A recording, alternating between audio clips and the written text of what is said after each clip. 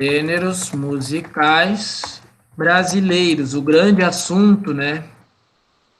O grande assunto do nosso conteúdo são gêneros musicais característicos brasileiros, né? Certo. Então, no primeiro trimestre nós vimos um pouco os gêneros do sertão nordestino, né? Quando nós falamos em gêneros, assim como quando nós falamos em cultura popular, nós também estamos falando numa região, né? Determinada região, num determinado território. Não quer dizer que só lá toque esse gênero, mas os gêneros musicais, assim como as culturas populares, têm uma origem. Então, nós estudamos um pouco aquele território do sertão nordestino e vimos que lá existem gêneros variados, né? Como o xote, o baião, o maracatu. Aquele resumo que a gente viu na última aula, né?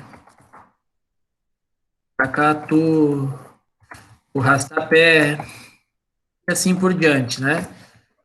Então, por que isso? Porque para a gente entender um gênero, uma coisa complexa, né, como um gênero musical, é interessante olhar um pouco para esses outros aspectos da cultura, da região. Então, por que será que o gênero baião fala tanto em seca, fala tanto em viagem, pessoa com saudade da família?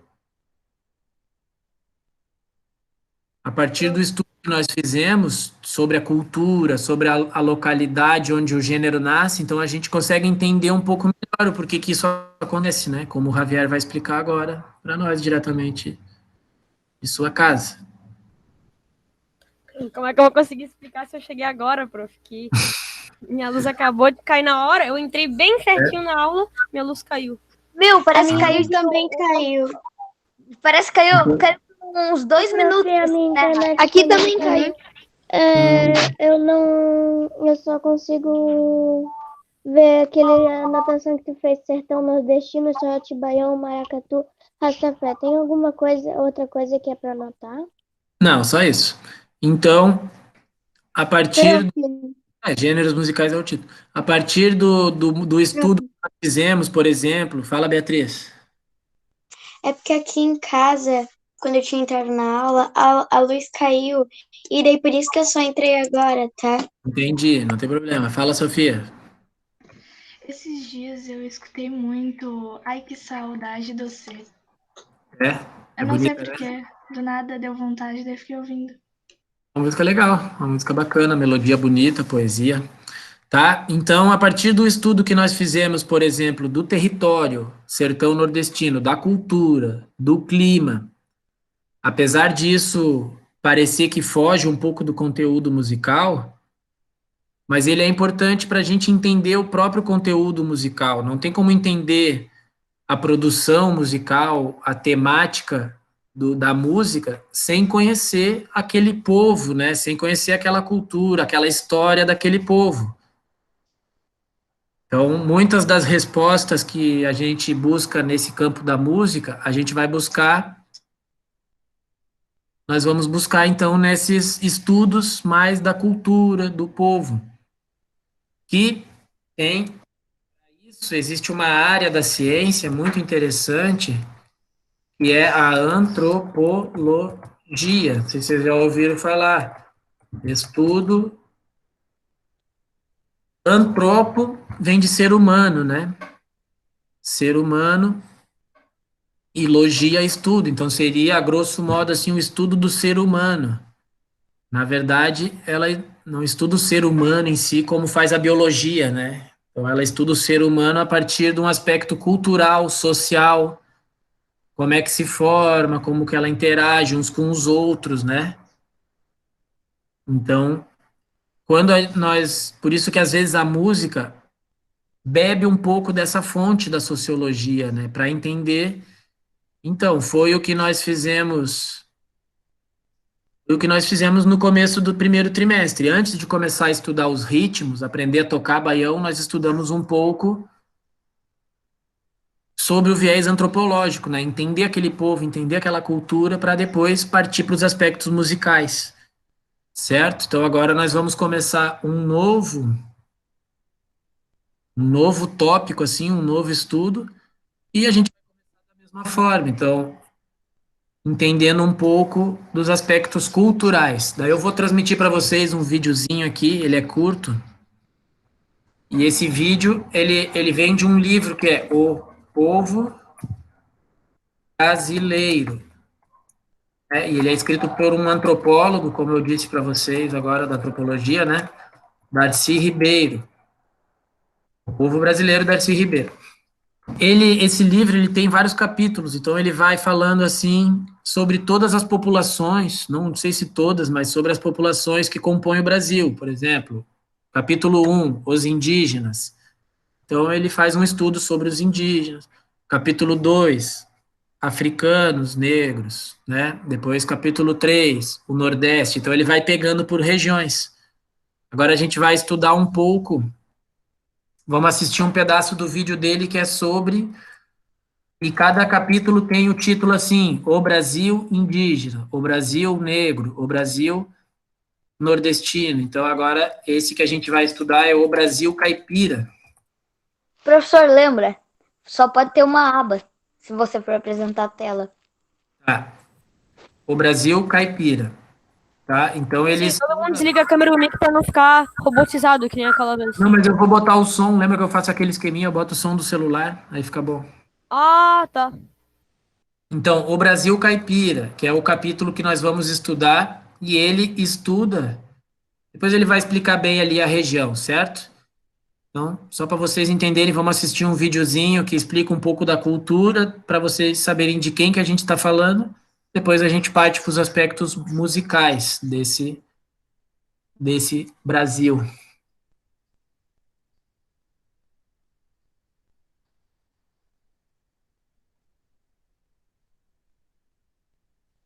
Apareceu aí o vídeo? Sim. Sim. Yeah. Sim.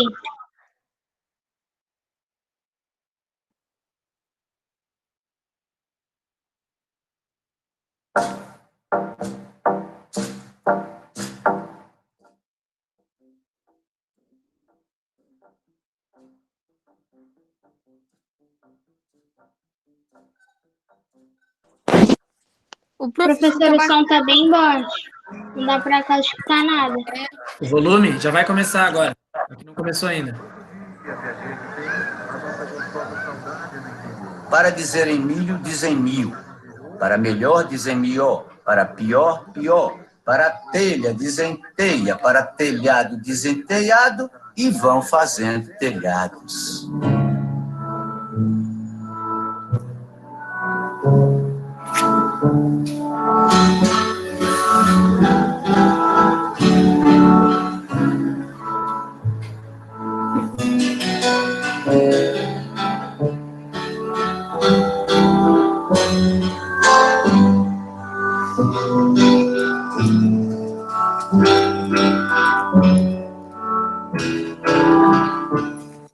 Há uma outra área cultural.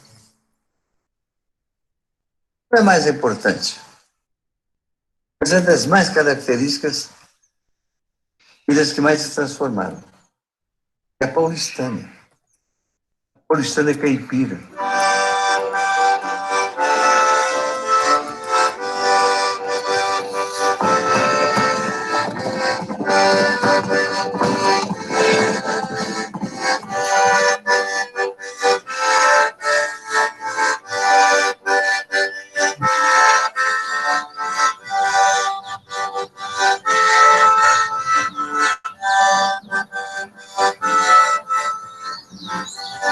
Há tendência para chamar qualquer pessoa no interior de caipira, mas aí já num sentido meio pejorativo e meio jocoso, dizer que a pessoa não tem hábitos civilizados. Não é nesse sentido que se deve usar, num contexto como o nosso. O caipira é o morador da Paulistânia que proveio de uma mistura entre o português e o índio. Estânia é São Paulo, é grande parte de Minas, é Goiás, grande parte de Mato Grosso, o atual Paraná é parte também. E, de certa maneira, o Espírito Santo e Rio de Janeiro. Gente, olha só, fazer uma pausa aqui.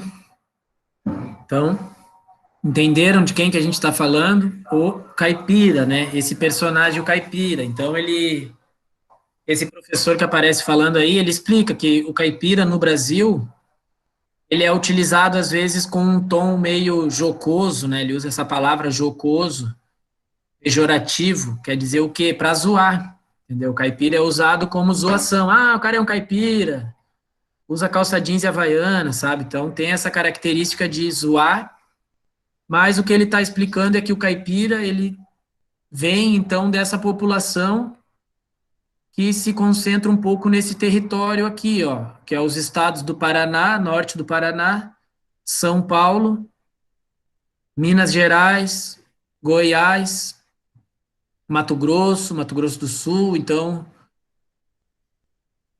o caipira, e que ele vem, quem é que povoou essa região, né? Era uma região antigamente habitada por indígenas, e que com o tempo o bandeirante paulista, o bandeirante que estava em São Paulo, que na verdade vinha de Portugal, foi explorando ali, foi se mesclando, então criou uma população muito mestiça entre indígenas e espanhóis, né? No caso, portugueses, erradicados ali em São Paulo, né? Então, vamos continuar. Isso. O caipira é um dos tipos do homem rural brasileiro. Menina, você me ama, eu te quero tudo na vida.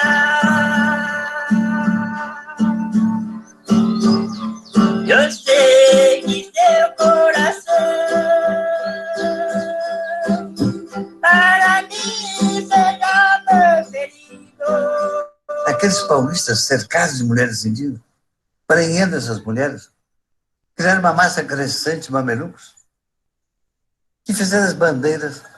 Então, essa gente andeja, criou uma cultura própria, falando tupi, como já disse várias vezes.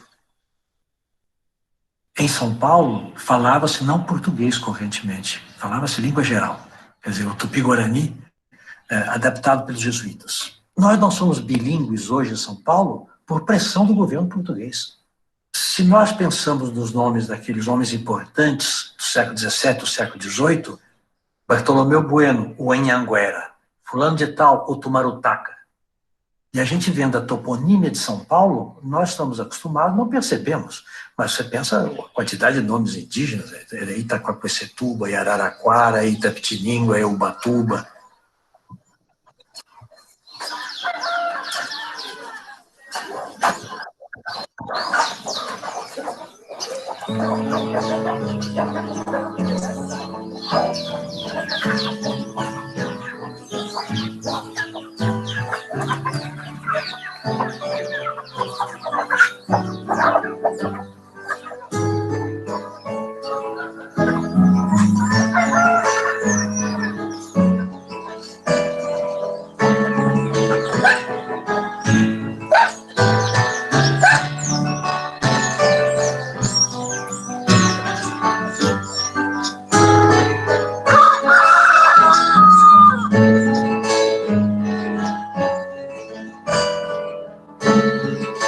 O sertão foi um poderoso fator psicológico do bandeirismo. Lá estava a fortuna, índios e certamente minas de metais e pedras preciosas. O sertão era um mistério, a aventura. Durante um século e meio, os paulistas se fizeram cativadores de índios. Então, outro parênteses.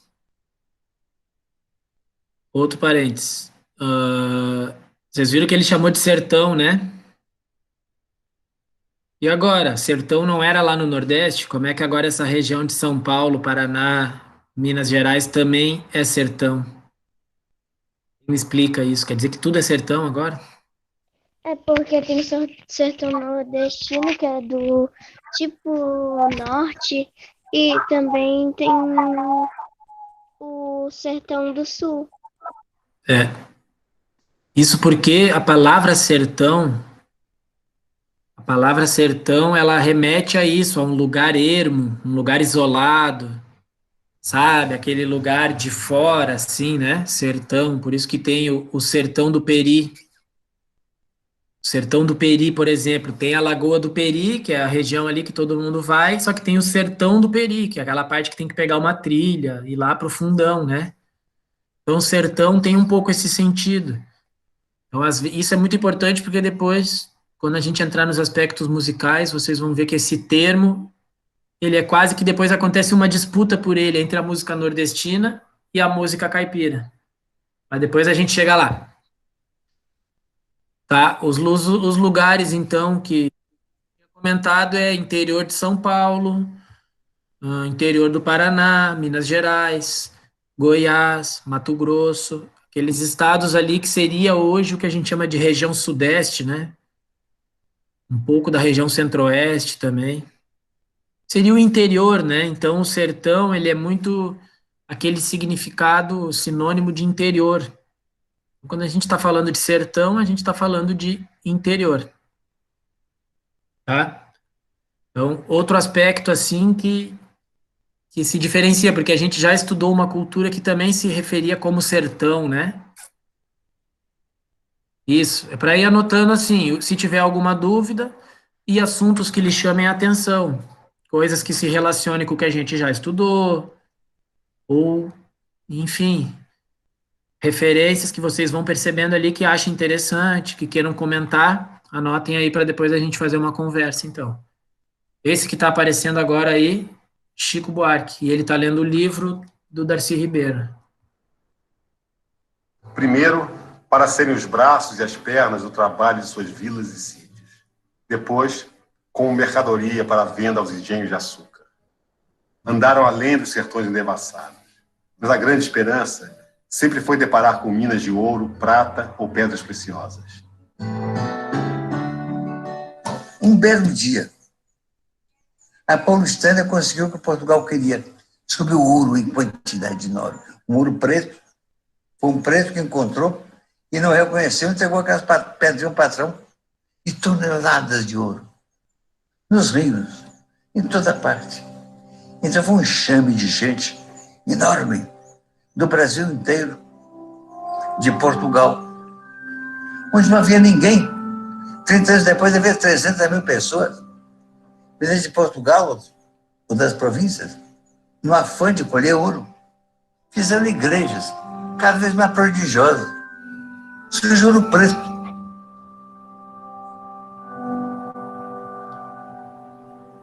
Os tempos passam, o ouro se dá grande diáspora dos mineiros que saem de perto do Ouro Preto, os lugares do ouro, e ocupam todo o território de Minas Gerais. O mesmo acontece em Mato Grosso e Goiás. Já havia ouro também, o ouro acaba.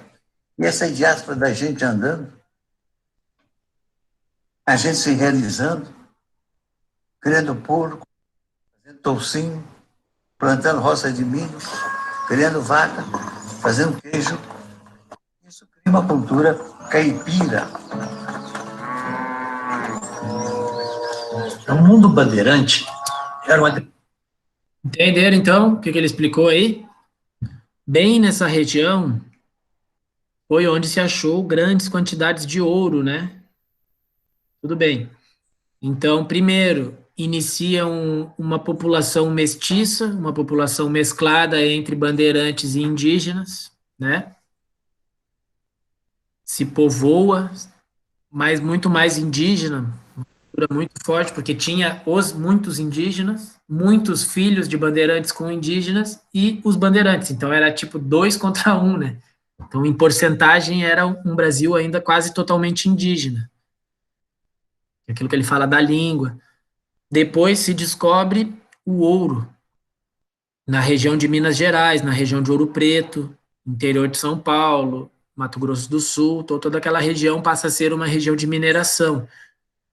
De uma hora para outra, passa a vir muita gente começa a vir de Portugal nessa época, muita gente de outras regiões, pessoas que estavam lá no Nordeste, né, plantando cana, fazendo plantações, vivendo da agricultura, começam a se deslocar para a região de Minas Gerais, para essa região ali, para tentar achar ouro, né? Então foi o que a gente chama de corrida do ouro. Houve uma grande corrida do ouro, surgem grandes cidades e também entra um outro personagem ali, que é o negro, né? Então o português, que na época existia ainda a escravidão, ele começa a trazer muitos negros para trabalhar na procura do ouro, também para construir as cidades com o que eles achavam. Então entra o terceiro habitante, né? Então já tinha indígenas, já tinha portugueses, aquela região se torna altamente habitada por negros.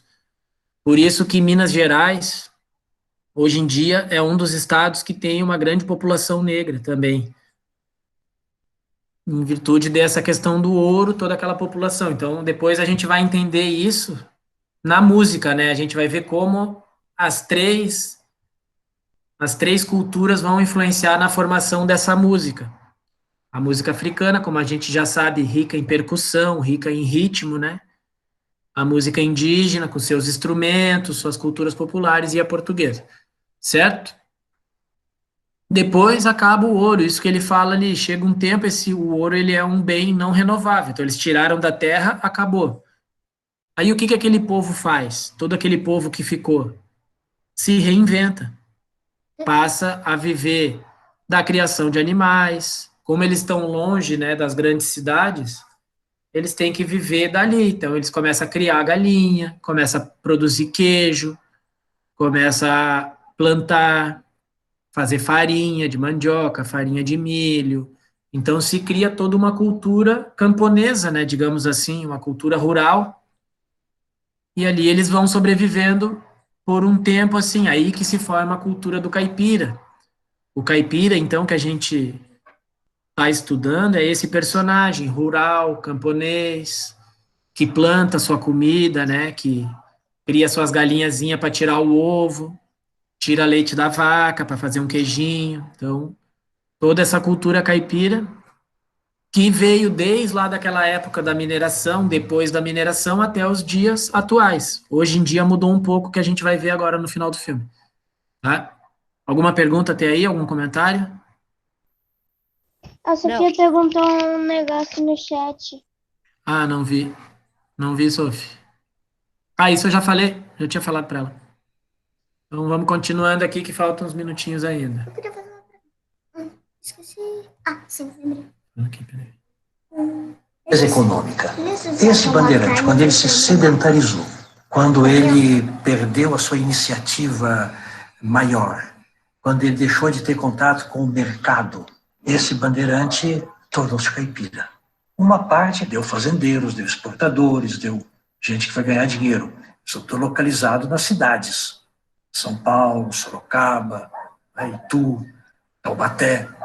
O homem rural, propriamente, este deixou de ser o protagonista da economia de mercado. Ele se transformou num produtor para si mesmo. Ele é um bandeirante parado e um bandeirante economicamente atrofiado.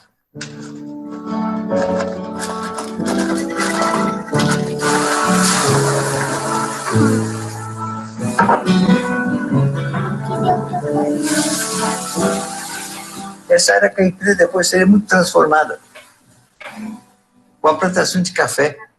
Derrubaram milhares de quilômetros de floresta com escravos importados especialmente da África para plantar café e café. O negro entrou. Houve escravidão em São Paulo, muita, sobretudo no Vale do Paraíba. Ao vir, o negro traz os elementos da cultura africana. Então nós temos em muitas regiões de São Paulo os caipiras praticando também atividades de origem africana, como Moçambique, como a congada, como o batuque. Aí é muito bonito você ver o mundo caipira se enriquecer pela cultura africana e haver uma espécie de indiferenciação entre a herança indígena, a herança portuguesa e a herança africana. Quando veio a liberação dos escravos, E a mão de obra foi substituída por imigrantes. Milhões de imigrantes foram trazidos. O imigrante estava preparado, social, psicológico, para trabalhar como assalariado. O que o negro não estava. O trabalho regular no Brasil era uma barbaridade. Era um trabalho escravo, aí com chibata. O caipira tinha o sertão na frente dele. Ele podia fugir, ele podia escapar. Uma população móvel dessa maneira e pouco numerosa gera um tipo de assentamento no solo muito disperso. É que a unidade básica da cultura caipira é o bairro. O bairro é aquela porção de território em que as pessoas não têm contato imediato, mas na qual todos se sentem como pertencendo a uma mesma comunidade. Uma vez eu perguntei para um caboclo muito velho o que é um bairro. Ele me respondeu: um bairro é uma naçãozinha.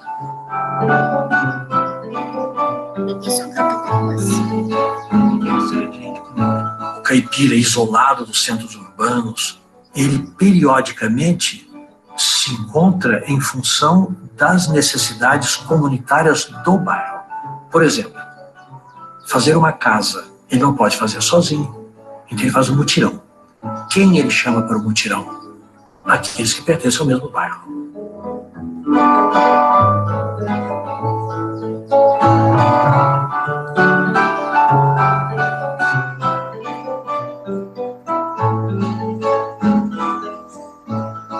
Se ele vai fazer uma festa, vai fazer a festa de Santa Cruz, ou ele vai fazer a festa de São João, quem faz a festa, quem contribui, quem traz comida, quem dá o dinheiro necessário quando é o caso, é o pessoal do bairro. A festa desse santo é um elemento poderosíssimo de coesão do grupo.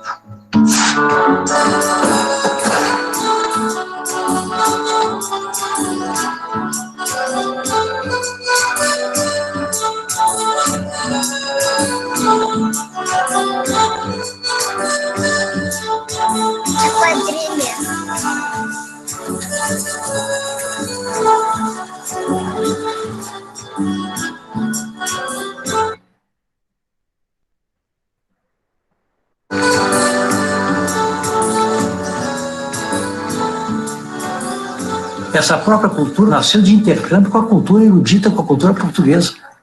E foi a maneira de falar em tudo. Nós sabemos que o caipira fala, às vezes, de maneira mais pura do que nós. Quando ele fala pergunta, depois, ele fala como falavam as pessoas cultas no século XVII. Vai de minha autoria, a música se chama Flor Colorida, com Vadinho e Vinel. Como é triste viver neste mundo, por amar um amor revoltado. Se eu deito, eu não tenho sono. Como é que é o nome desse vídeo? Eu me vejo outro estranho. Eu não posso viver a seu lado. Seu primeiro, teu lindo carinho.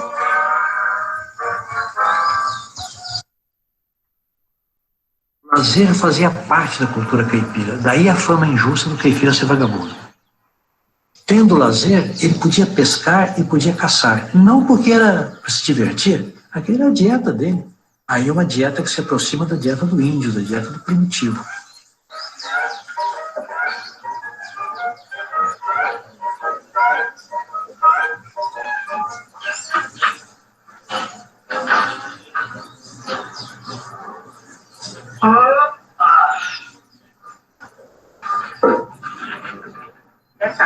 Levanta, homem.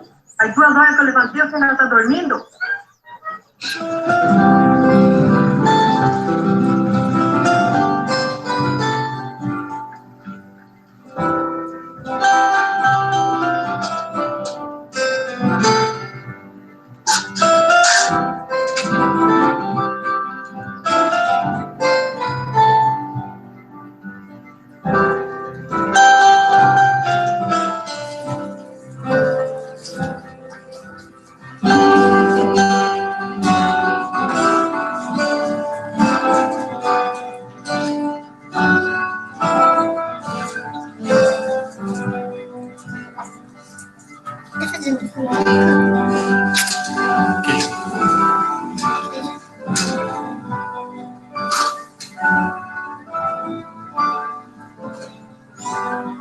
metade do século passado, por volta de 1950, o Brasil era uma unidade cultural, eu ousaria dizer, quase perfeita, acabada. Isso transferia, do ponto de vista social, um ritmo, um tempo que era perfeitamente vivível, assimilável pelas pessoas. Não era uma sociedade de conflitos tão evidentes. Esses conflitos existiam, mas eles eram resolvidos dentro de um determinado ritmo, dentro de um determinado tempo.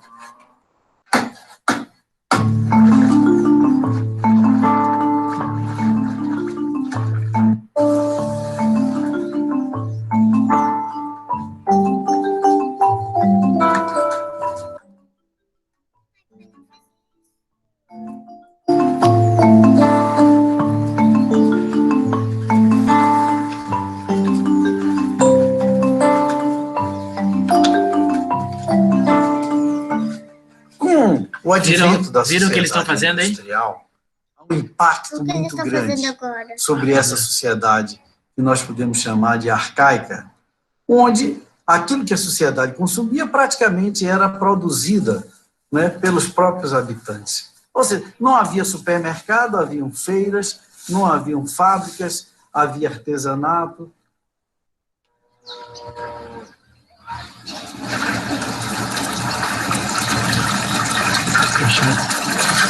Tá dando cachaça? E pra que cachaça?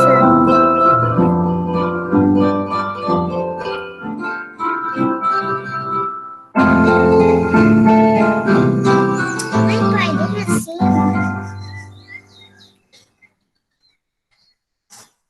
Deixa assim. Mesmo com a vinda da missão francesa, que trouxe tecnologias novas, formas de viver, hábitos sociais, mesmo assim, o impacto não foi tão grande quanto foi, evidentemente, a partir dos anos 50, com o boom da industrialização e com o ter desabado no Brasil procedimentos, hábitos e tecnologias que tinham sido fabricadas e criadas fora do país e que, portanto, eram estranhas ao universo da civilização brasileira. A cultura caipira desintegraram-se ao impacto da onda renovadora representada pelas novas formas de produção agrícola e pastoril de caráter mercantil. Já não são aqueles caipiras de modo de existência arcaica e pobre, mas satisfatórios do próprio juízo. Com a industrialização, se altera essa constelação no que tinha de fundamental, que era a sua tecnologia produtiva, transformando todo o seu modo de ser, de pensar e de agir.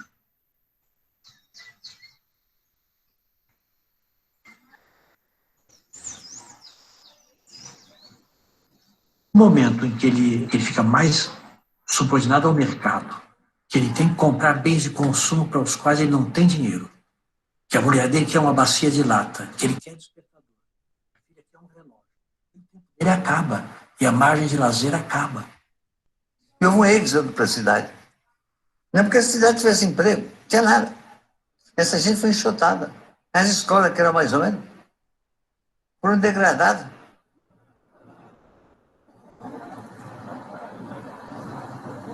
Quando o caipira vem para a cidade, vem para São Paulo. São Paulo hoje é um destruidor de caipiras.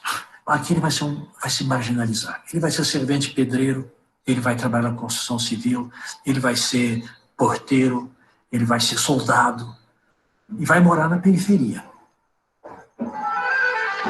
Pois é, a vida do dia a dia, é caminho do trabalho, é caminho de casa, isso que é importante, essa confiança que a gente nota nas pessoas, essa determinação que a gente vê também. Quando cheguei aqui, que eu vi aquele avenidão, aquela quantidade de carro, né, prédio, aqueles prédios naquela maior altura, falei, como é que o pessoal consegue fazer uma casa tão alta daquele jeito, lá naquelas alturas, desconfio.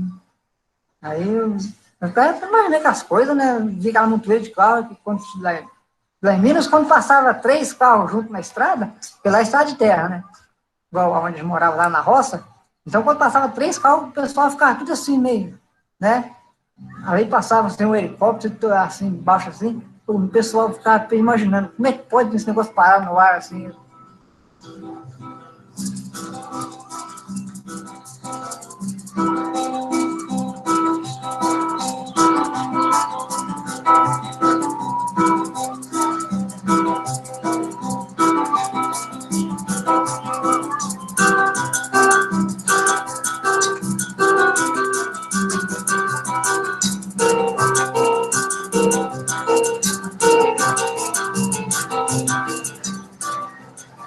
Ultimamente, a coisa se tornou mais complexa, porque as instituições tradicionais estão perdendo todo o seu poder de controle e de doutrinação.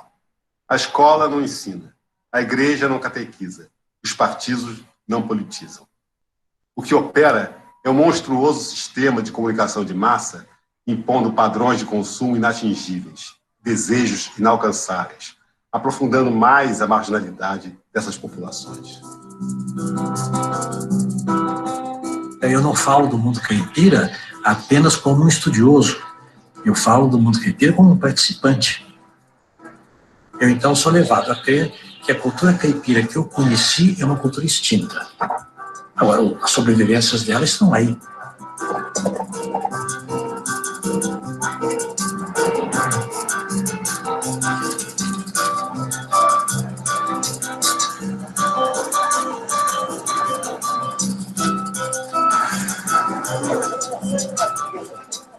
O que chega até mim como morador da cidade é essa cultura folclórica.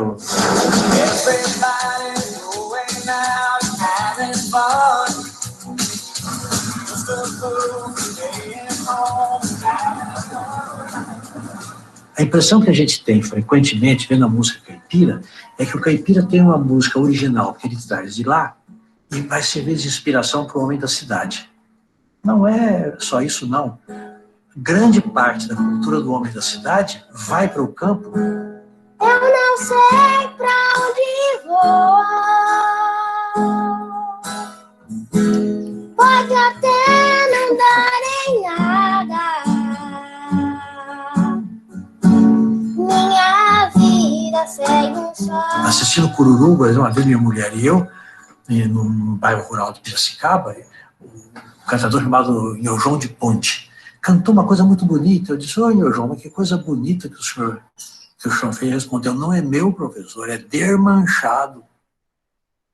Foi desmanchado. Eu fui ver, sabe o que era? Era aquela marcha lá e vem o meu trolinho, vem rodando de mansinho pela estrada além. Que ele ouviu no rádio, dermanchou. Ele foi à cidade, ouviu no rádio, dermanchou. Desmanchou.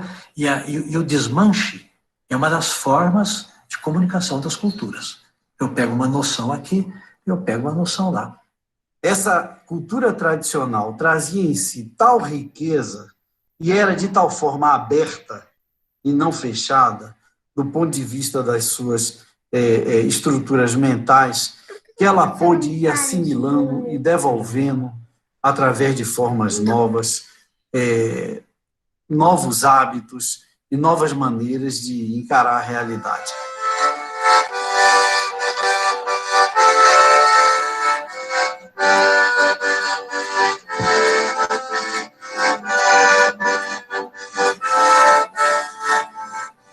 Essa inventividade, essa criatividade, essa capacidade de inovar do brasileiro, sem dúvida nenhuma, é um dos trunfos, um produto de exportação que o Brasil tem.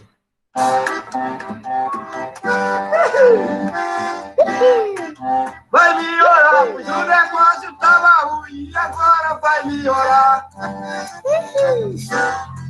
Olha aí, e agora vai melhorar. Então tá acabando já, também tá acabando a aula. Então deu para ter uma ideia, né, de como se dá essa história, uma população que se inicia lá atrás, lá 1500 e pouco, depois passa por todo aquele ciclo do ouro ali, 1800, né, e que depois disso desenvolve, então, esse modo de vida que é de produção da sua própria vida, plantar, fazer queijo. Vocês viram uma hora ali que aparece a senhora fazendo queijo, o outro senhor fazendo rapadura, moinhos, várias tecnologias próprias ali, né? E o último momento, então, o momento mais atual, que seria o que a gente chama de êxodo, né? O êxodo rural, assim, quando a população toda do campo começa a ir para a cidade. Começa a ser empurrada para a cidade para trabalhar nas fábricas. Período industrial, 1950, 1960. Então, agora, a partir disso, a partir dessa compreensão da história, nós vamos ir vendo como é que vai se dando a música nisso tudo. Então, que músicas que eles tocavam nessas épocas, o que aconteceu em termos musicais.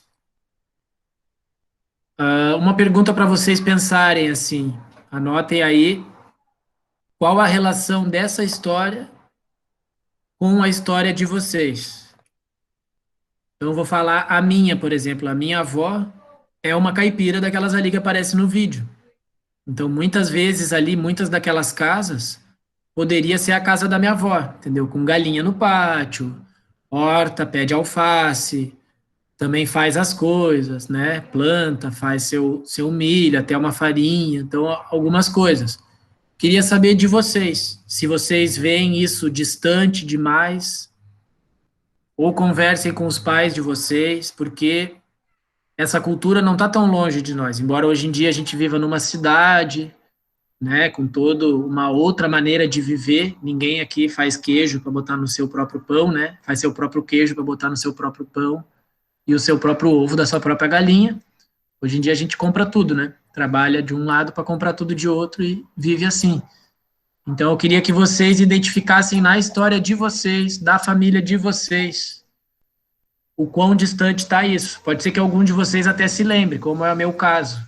Eu lembro que na minha infância, minha avó era uma pessoa assim, que fazia tudo, a maior parte das coisas ela fazia em casa. Provavelmente vocês, alguns devem ter vivenciado isso, outros não. Então, na próxima aula, a gente vai conversar um pouco sobre isso, tá bom? E avançando para os aspectos musicais, ritmos, instrumentos, etc. Essa aqui é minha filha, Violeta. Não conheciam ela ainda?